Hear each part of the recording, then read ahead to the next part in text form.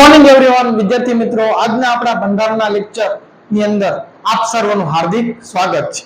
તો આજના આપણા જે બંધારણનો લેક્ચર છે એની અંદર આપણે ભાગ 2 એટલે કે નાગરિકતા છે એના વિશે આપણે શું કરશું, નાગરિકતા છે એના વિશેનો આપણે અભ્યાસ કરીશું. પણ આપણો જે આ બંધારણનો ભાગ છે એ ઓલરેડી ભાગ 4 છે.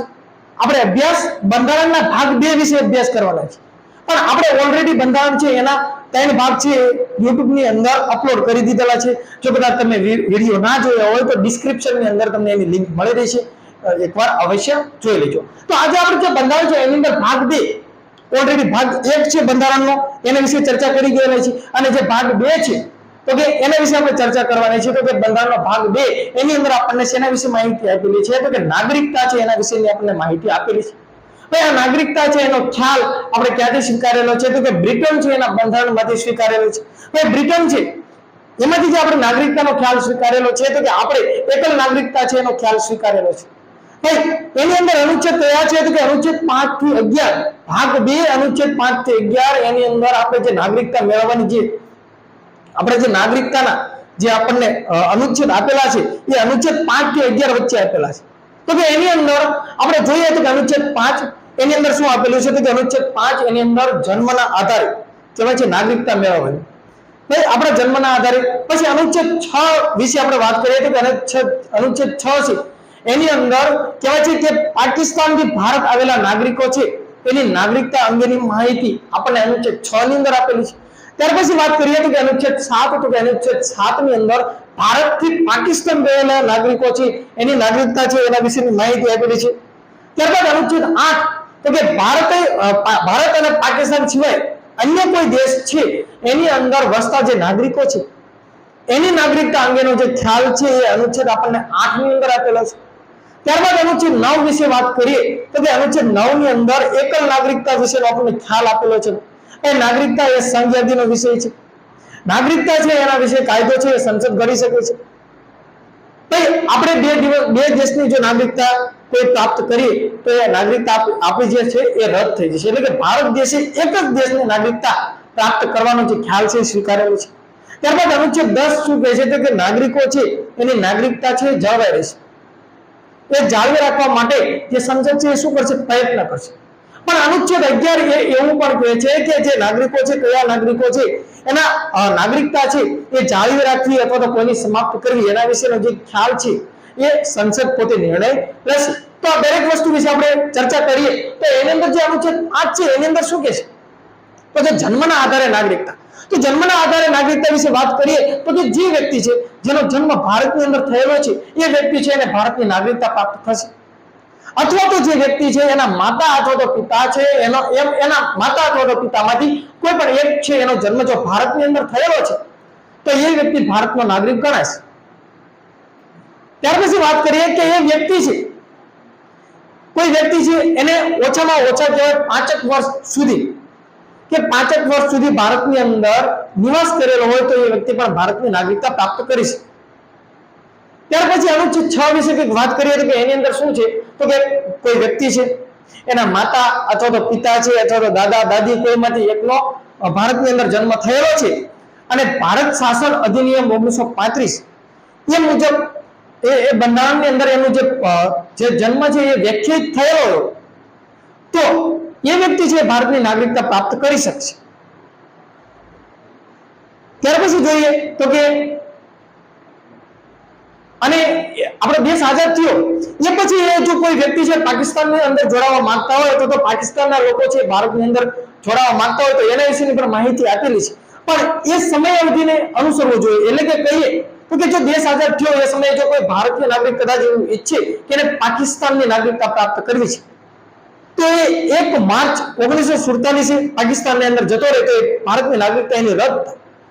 અને પણ જો એ થોડોક સમય 1.5 વર્ષ જેવો એટલે કે સમયગાળો છે 19 જુલાઈ 1948 એ પહેલા જો ભારતની અંદર આવી અને ભારતનો નાગરિક બનવા ઈચ્છતો હોય તો એ નાગરિક બની શકે છે. એટલે કે પણ એને 19 જુલાઈ 1948 ના સમય સુધી એને ભારતની અંદર શું થવું પડે, તો કે પાછું આવતું રહેવું પડે. તો જોઈએ એમનો તો ખ્યાલ નહીં આવે, થોડુંક સમજાવું એટલે વિશેષની અંદર તમને ખ્યાલ આવશે.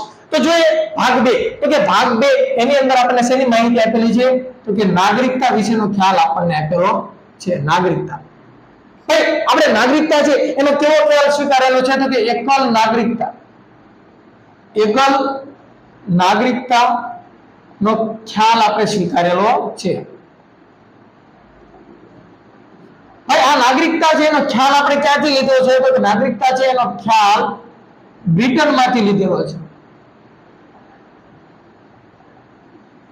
ત્યાર પછી વાત કરીએ તો કે અનુચ્છેદ ભાગ 2 તો કે ભાગ 2 ની અંદર કેટલા અનુચ્છેદ આપેલા છે તો કે ભાગ 2 ની અંદર અનુચ્છેદ વિશે વાત કરીએ તો કે અનુચ્છેદ 5 થી 11.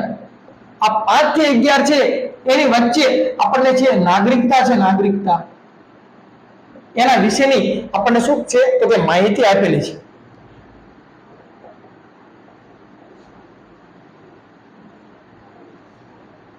તો જોઈએ હવે 5 થી 11 આ અનુચ્છેદ ની અંદર આપણને નાગરિકતા છે એના વિશેની માહિતી આપેલી છે. તો અનુચ્છેદ 5 શું કહે છે? અનુચ્છેદ 5 ની અંદર શું છે તો કે જન્મના આધારે નાગરિકતા પ્રાપ્ત થશે. એટલે કે જન્મના આધારે ભારતની નાગરિકતા પ્રાપ્ત થશે. ભારતની નાગરિકતા પ્રાપ્ત થશે એટલે કે જે વ્યક્તિ છે એનો જો ભારતની અંદર જન્મ થયેલો હોય તો એને ભારતની નાગરિકતા પ્રાપ્ત થશે, સ્વાભાવિક છે. પછી બીજી રીતે કહીએ તો કે કોઈ વ્યક્તિ છે એના માતા અથવા તો પિતા છે એમાંથી કોઈ એકનો જન્મ ભારતની અંદર થયેલો હોય, જન્મ ભારતમાં, તો તે વ્યક્તિ પણ શું છે ભારતની નાગરિકતા પ્રાપ્ત કરી શકે છે.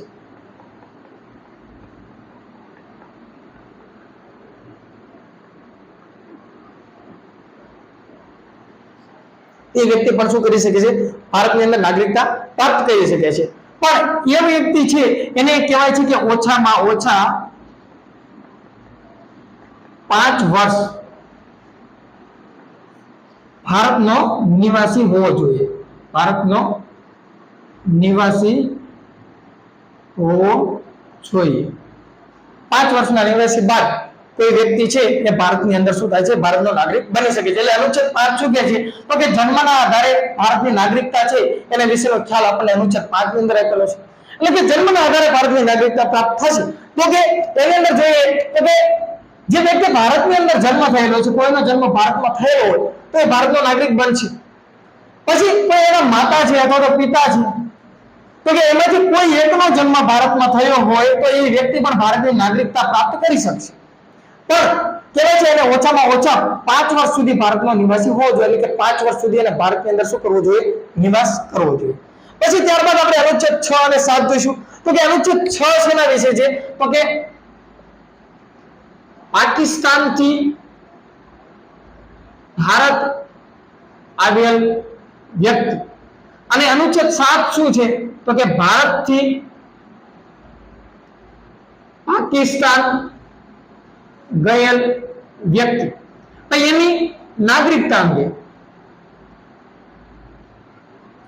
તો આપણો જ્યારે દેશ આઝાદ થયો તો એ સમયે આપણા જે દેશ છે, આપણી જે બંધારણ સભા છે તો એને એક ખ્યાલ આપેલો કે જે લોકોને ભારતની અંદર જોડાવવું હોય તો ભારતની અંદર જોડાઈ શકે છે, અને જે વ્યક્તિને પાકિસ્તાનની અંદર જોડાવવું હોય તો પાકિસ્તાનની અંદર જોડાઈ શકે છે. અને ત્રીજો ઓપ્શન એમની પાસે હતો કે જે વ્યક્તિ પોતે સ્વતંત્ર રહેવા ઈચ્છતા હોય તો એ સ્વતંત્ર પણ રહી શકે છે. પણ 562 જેટલા દેશી રજવાડા હતા એના અંદરથી આપણે આગળ અભ્યાસ કરી ગયેલા છે કે 559 એ રજવાડાઓ ભારતની અંદર જોડાઈ ગયા હતા. પણ કહેવાય છે કે જમ્મુ કાશ્મીર છે, હૈદરાબાદ છે અને જુનાગઢ એ ત્રણેય અલગ રહેવા માંગતા હતા અને કોઈના કોઈ પાકિસ્તાન સાથે જોડાવા માંગતા હતા. પણ લોકોનો જન્મત લઈ અને સરદાર વલ્લભભાઈ પટેલે એમને પણ ભારતની અંદર શું કરી દીધેલા તો કે જોડી દીધેલા. તો શું કહે છે અનુચ્છેદ 6 તો કે પાકિસ્તાનથી ભારત આવેલા હોય એ વ્યક્તિ છે એની નાગરિકતા અંગે છે. અને અનુચ્છેદ 7 છે તો કે ભારતથી પાકિસ્તાન ગયેલા જે વ્યક્તિ હોય એની નાગરિકતા અંગે એ અનુચ્છેદ 7 ની અંદર આપેલું છે. પણ આ બંને જે વસ્તુ છે ને એને આપણે સાથે ભણશું, બંનેને સાથે ભણશું. શા માટે સાથે ભણશું તો કે ભારતથી પાકિસ્તાન અને પાકિસ્તાનથી ભારત છે ને એના માટે. તો કે સમજી લો આની અંદર કોઈ વ્યક્તિ છે, એ વ્યક્તિના દાદા દાદી અથવા તો માતા અથવા તો પિતા, માતા અથવા તો પિતા, દાદા અથવા તો દાદી કહેવાય છે એ કોઈ એકનો જન્મ ભારત શાસન અધિનિયમ 1935 ની અંદર વ્યાખ્યાયિત થયેલો હોય તો એ ભારતની નાગરિકતા પ્રાપ્ત કરી શકશે. તો તે ભારતની નાગરિકતા પ્રાપ્ત કરી શકશે.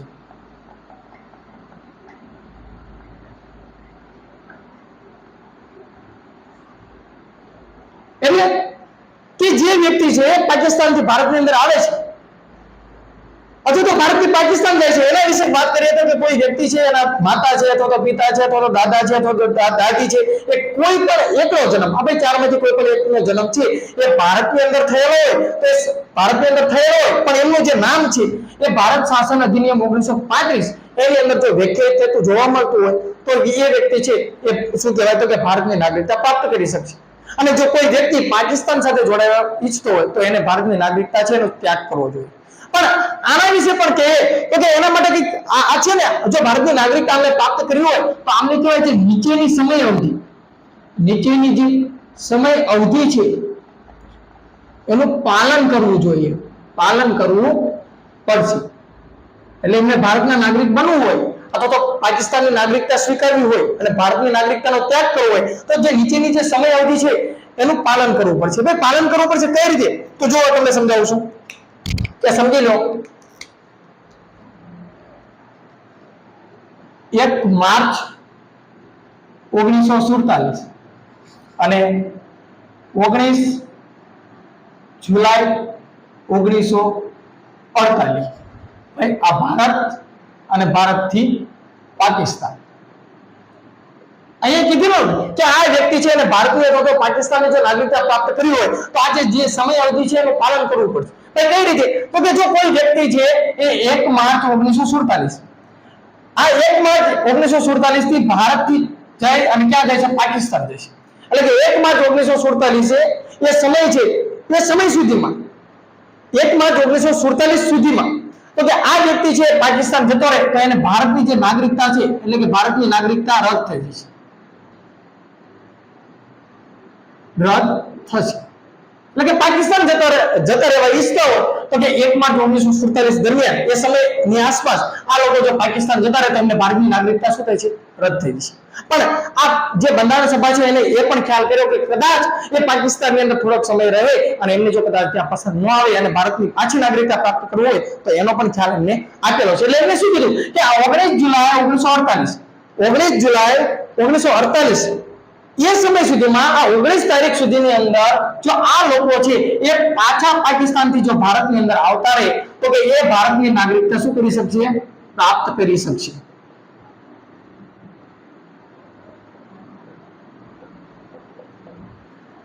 નાગરિકતા આપવા અને નાગરિકતા રદ કરવા માટે એમને બંને કેવાય એક ફિક્સ ડેટ આપી કે ભાઈ 1 માર્ચ 1947 એ સમય દરમિયાન જો કોઈ વ્યક્તિ છે એ પાકિસ્તાન જતો રહે તો કે એને ભારતની નાગરિકતા શું થશે? રદ થઈ જશે.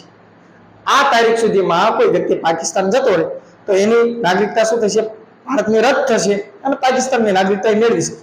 પણ 1.5 વર્ષ જેટલો સમય સુધી પાકિસ્તાનની અંદર રહે અને 19 જુલાઈ 1948 સુધીમાં આ તારીખ સુધીમાં એ જો પાછો ભારતની અંદર આવતો રહે તો એ ભારતની નાગરિકતા શું કરી શકે છે? પ્રાપ્ત કરી શકે છે.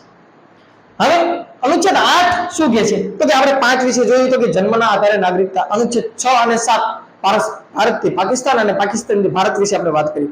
પણ અનુચ્છેદ 8 શું કહે છે કે ભાઈ જ્યારે દેશ આપણો આઝાદ થયો એ સમયની આજુબાજુ ભારત સિવાય પણ અન્ય દેશ એટલે કે પાકિસ્તાન અને ભારત સિવાય અન્ય દેશની અંદર પણ ભારતીય મૂળના કોઈ નિવાસી હતા કે જે અન્ય દેશની અંદર વસવાટ કરતા હતા. તો એ લોકોની નાગરિકતા અંગે શું? તો એ લોકો પણ છે એ ભારતની નાગરિકતા પ્રાપ્ત કરી શકે છે. એટલે કે એ લોકો છે તો કે એ લોકોની અંદર એના વિશે વાત કરીએ તો કે જે કોઈ અન્ય દેશની અંદર વસે છે, અન્ય દેશ એટલે કયો? તો કે ભારત અને પાકિસ્તાન સિવાય તો કે અન્ય દેશની અંદર વસતો નાગરિક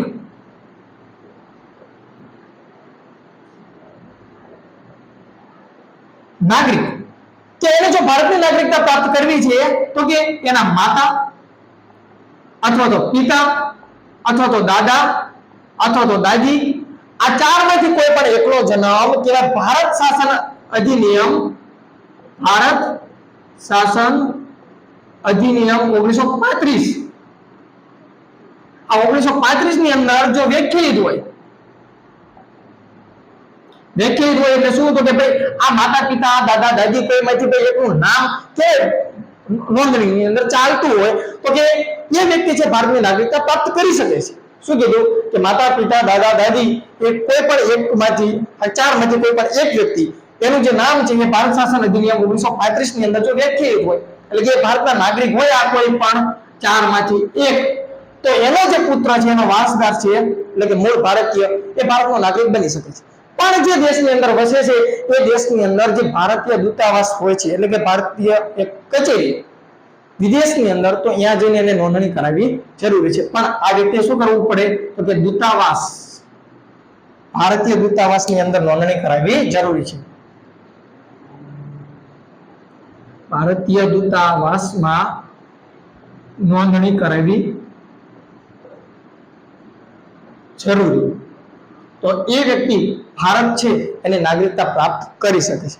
ત્યારબાદ અનુચ્છેદ 9 વિશે જોઈએ તો કે અનુચ્છેદ 9 ની અંદર આપણને કહેવાય એકલ નાગરિકતા છે એનો ખ્યાલ આપેલો છે. ભાઈ એકલ નાગરિકતાનો ખ્યાલ એ આપણે બ્રિટનમાંથી લીધેલો છે.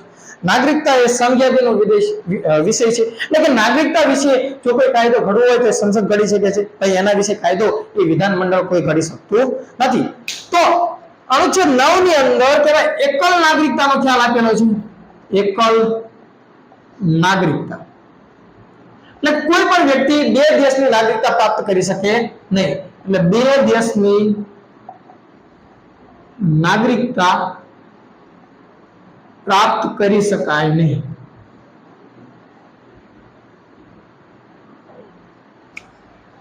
એકલ નાગરિકતાનો ખ્યાલ આપણને અનુચ્છેદ 9 ની અંદર આપેલો છે.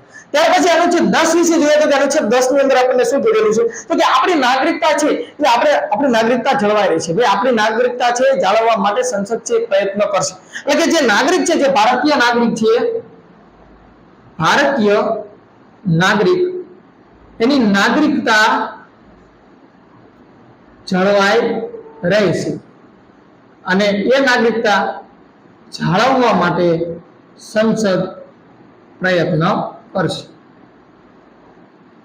એટલે કે આપણી નાગરિકતા છે એ ભારતીય નાગરિકતા છે એ નાગરિકતા જળવાઈ રહેશે અને નાગરિકતા છે એ આપણે નાગરિકતા સંસદ છે નાગરિકતા જાળવવા માટે પ્રયત્ન કરશે.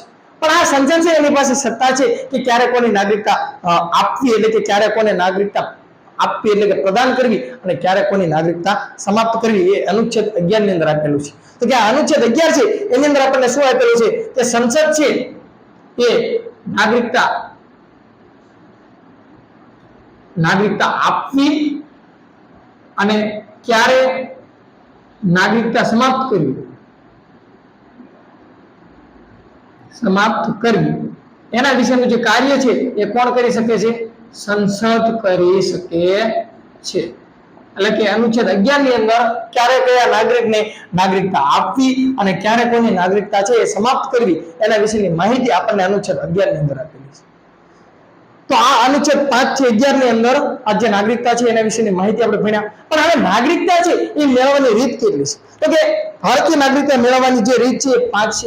એક જન્મ દ્વારા, એક વંશ દ્વારા, એક નોંધણી દ્વારા, એક દેશીકરણ દ્વારા અને કોઈ પ્રદેશ હોય તેનો જો ભારતની અંદર સમાવેશ થઈ જાય તો ત્યારથી એ પ્રદેશના લોકો છે એ ભારતના નાગરિક કહેવાય છે.